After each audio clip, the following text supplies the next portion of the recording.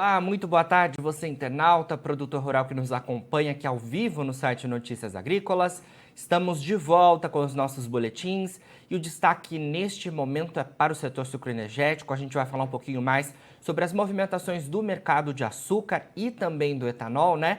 A gente que veio acompanhando aí ao longo da semana, né, algumas informações relacionadas ao mercado do petróleo, né, tensões geopolíticas sendo estabelecidas. Neste finalzinho de semana, uma amenização nesse cenário, o petróleo oscilou bastante acompanhando tudo isso e a gente atualiza as informações então ao mercado de açúcar e etanol. Para isso, trazemos a Rafaela Souza, que é analista de inteligência de mercado de açúcar e etanol da Stonex. Rafaela, muito boa tarde, obrigado pela sua presença mais uma vez com a gente do Notícias Agrícolas. Muito boa tarde, Jonatas, eu que agradeço. Bom, Rafaela, falei um pouquinho aqui em relação às oscilações durante a semana. O mercado de açúcar lá na Bolsa de Nova York teve variações positivas e negativas, né? O mercado acompanhando as oscilações do petróleo, principalmente durante a semana, mas também me parece que teve algumas questões fundamentais, né? Nesta sexta-feira, finalizando a semana, os principais contratos não conseguiram, né, se sustentar no patamar de 18 centavos de dólar por libra-peso. No março, pelo menos, segue acima de 18 centavos de dólar por libra-peso, 18,20, mas os outros contratos mais próximos ficaram abaixo desse patamar. Queria que você resumisse um pouquinho para a gente essas oscilações do mercado dos últimos dias e hoje que foi acompanhado. Claro, com certeza. O que a gente tem visto, né? Que o contrato de março, que está para vencer, vai ter expiração agora, no final de fevereiro, ele tem oscilado em um range um pouco menor em relação aos meses anteriores. Então, se antes a gente estava falando de um contrato de março ali perto de 19, 20 centos de dólar por libra-peso, atualmente ele tem oscilado entre 17,50 e 18,50. Isso está acontecendo porque as safras no hemisfério norte, com destaque aí para a Índia e para a Tailândia, estão indo muito bem, estão progredindo de forma bastante acelerada.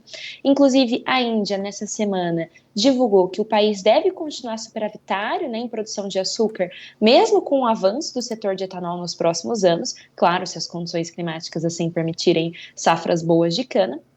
E, ao mesmo tempo, a gente tem as chuvas mais regulares aqui no Centro-Sul. Então, as chuvas estão mais benéficas desde outubro. E isso tem trazido perspectivas bastante positivas para o retorno aí de uma moagem mais forte na próxima safra do Centro-Sul, que vai se iniciar agora em abril. Na última semana, a gente teve um acontecimento bastante importante no mercado de açúcar, que foi a expiração do contrato de março 22 do açúcar branco, lá na Bolsa de Londres, né? O que ficou bem claro? A expiração ela foi grande, a gente vai ter um volume elevado direcionado para a Bolsa nos próximos meses. Isso evidenciou, por um lado, que a gente está com uma demanda aquecida por açúcar, mas também que a gente tem mais disponibilidade de produto para essa entrega, para exportação.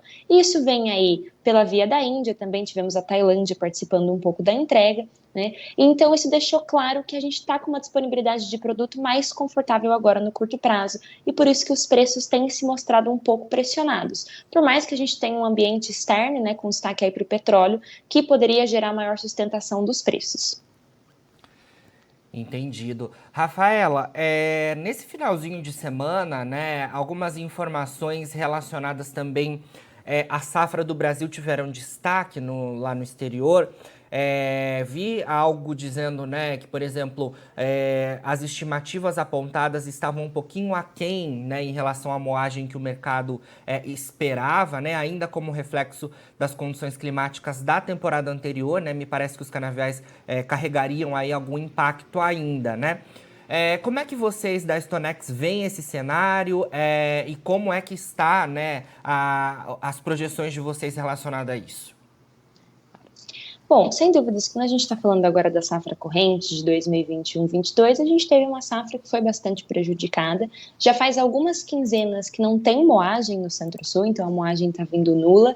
Geralmente, a época de entre-safra é marcada por uma moagem menor, mas não costuma ser nula. E o que a gente está vendo agora é que realmente não está tendo processamento de cana, né? Ainda existe uma expectativa do nosso lado de que haja, sim, uma moagem residual agora em março, né? Que algumas usinas comecem já a moer, mas a maior parte realmente só deve voltar a moer entre meados de abril e de maio, né, já iniciando a safra 2022-23. Para esse ciclo, a nossa expectativa é que a moagem encerre em 526,7 milhões de toneladas, que é o menor patamar desde 2011-12. Já para o próximo ciclo de 2022-23, a gente tem perspectivas mais otimistas e a moagem ela deve finalizar aí em 565,3 milhões de toneladas. Entendi. Bom, Rafaela, um outro destaque importante, né? A gente mencionou o impacto, né, do petróleo sobre as oscilações do açúcar durante a semana.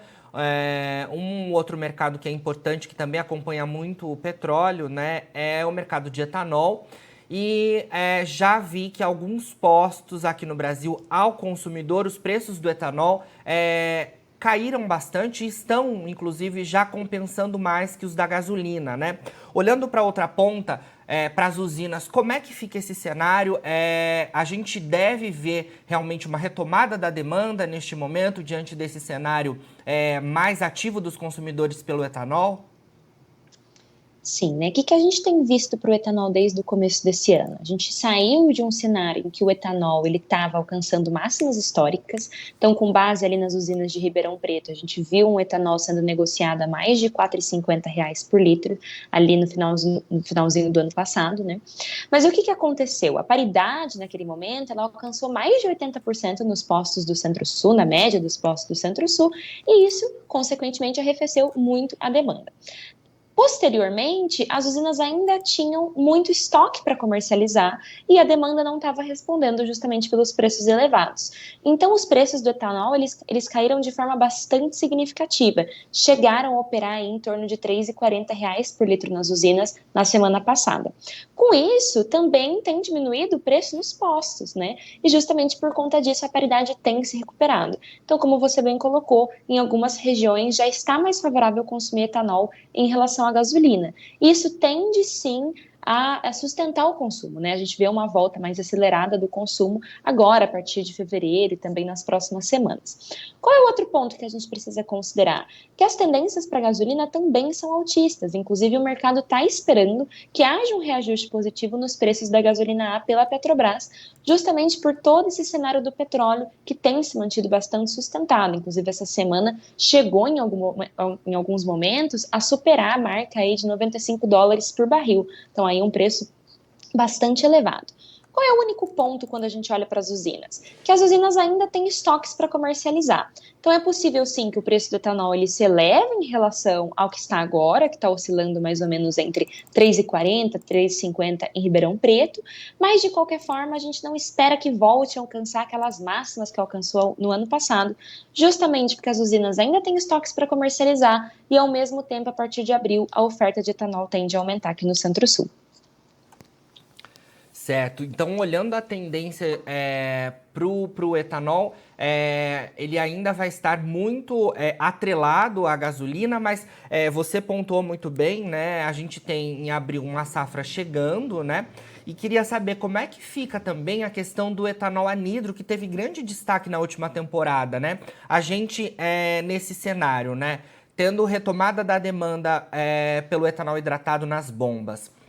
A safra chegando agora, logo mais em abril. Como é que fica o etanol anidro, que teve bastante destaque, né? Essa porcentagem para hidratado começa a aumentar nessa safra 2022-23? A nossa expectativa é que comece a aumentar sim, justamente porque a gente vai ter uma maior oferta de cana e, consequentemente, uma maior produção de etanol. A gente espera, por um lado, que o mix ele se mantenha mais açucareiro em 22, 23. Mas como a gente tem mais oferta de cana, a oferta de etanol também tende a aumentar. Com isso, a gente não espera que ocorra o que aconteceu nessa safra de agora, ou seja, que a paridade ela fique muito descolada e muito mais favorável ao consumo de gasolina. A gente espera uma paridade mais favorável ao consumo de hidratado, tal como a gente já começou a observar agora, né? Com alguns postos aí já com estímulo maior para o consumo de hidratado.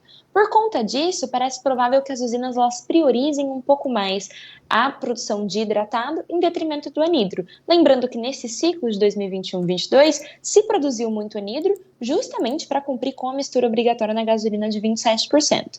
Então, no próximo ciclo, a gente espera uma produção um pouco menor de anidro, tá?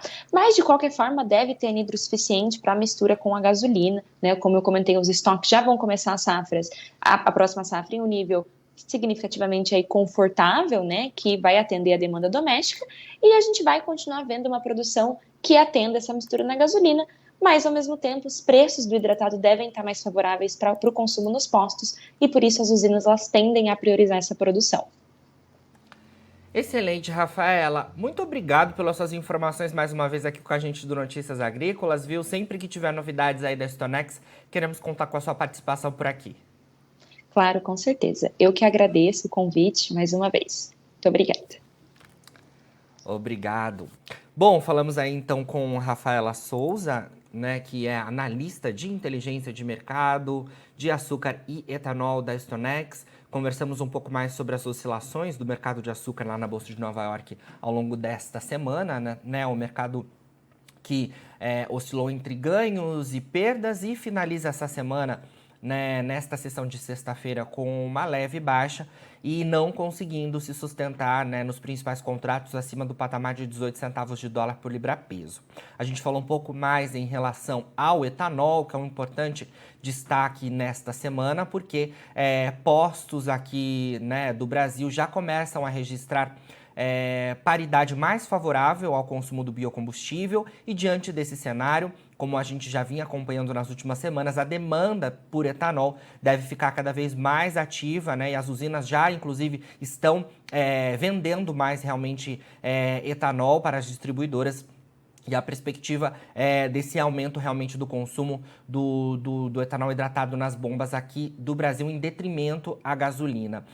A Rafaela nos pontuou que é importante a gente seguir acompanhando as oscilações do petróleo, porque, claro, ele impacta diretamente na gasolina e as perspectivas para a gasolina ainda são positivas diante de todo esse cenário que a gente olha no exterior. E o etanol, é claro, né, considerado um substitutivo desse combustível aqui no Brasil. É importante a gente estar acompanhando tudo isso. Na visão da Rafaela, na visão da Stonex, a demanda por hidratado deve continuar firme e os preços não devem se descolar muito em relação à paridade que a gente vinha vendo nos últimos meses, né? A gente que chegou, por exemplo, a ter a paridade do etanol sobre a gasolina acima de 80%, né, em alguns casos. É importante a gente lembrar que o nível de 70% é considerável, né, considerado o nível vantajoso para consumo em relação à gasolina aqui nos postos do Brasil por parte dos veículos do ciclo Otto. Agora, na finalização dos nossos boletins, você encontra as nossas redes sociais, é só seguir a gente por lá para se manter atualizado sobre todas as informações do agronegócio brasileiro. E a gente segue com o nosso site no ar e com os nossos boletins. Daqui a pouquinho tem mais informação para você ser o produtor rural mais bem informado do Brasil. Notícias Agrícolas, 25 anos ao lado do produtor rural. Fica por aí, bom final de semana e a gente se vê. Participe das nossas mídias sociais, no Facebook, Notícias Agrícolas, no Instagram, @Notícias Agrícolas e em nosso Twitter, @Noteagri. E para assistir todos os vídeos, se inscreva no YouTube, na Twitch, no Notícias Agrícolas Oficial.